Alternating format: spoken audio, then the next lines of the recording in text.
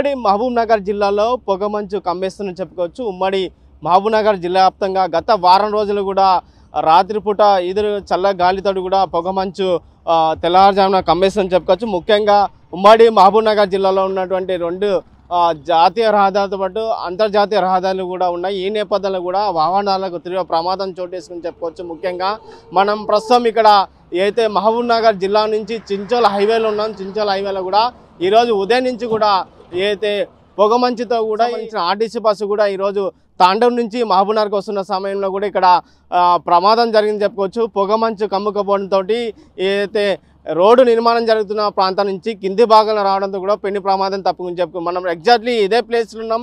ఇక్కడ ప్రమాదం ఏదైతే ఆర్టీసీ బస్సు పొగమంచుతో కూడా కిందికి రావడంతో కూడా పెను ప్రమాదం చెప్పుకోవచ్చు. దాంతోపాటు ఇక్కడ పక్కల ఏదైతే ఎలక్ట్రిసిటీకి సంబంధించిన హై టెన్షన్ వైర్లు కూడా ఉన్నాయి. ఈ నేపథ్యంలో ఇక్కడ ట్రాన్స్ఫార్మర్ కూడా ఉన్నాయి.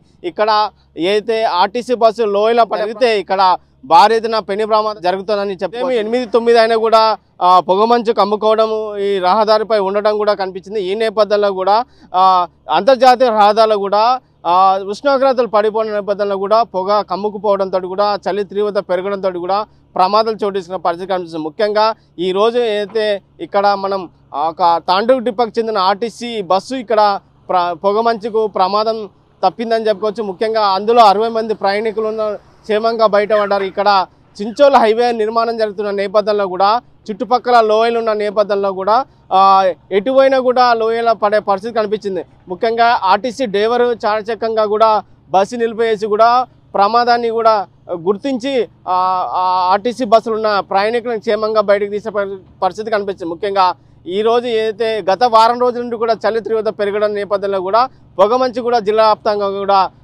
కమ్ముకుపోవడంతో కూడా ప్రమాదం చోటేసుకుని చెప్పుకోవచ్చు. ముఖ్యంగా ఏదైనప్పటికీ కూడా ఒక ఆర్టీసీ బస్సు ప్రమాదానికి పెను ప్రమాదం తప్పుకోవడంతో కూడా అందరు ఊపిరి పీల్చుకున్న పరిస్థితి కనిపిస్తుంది.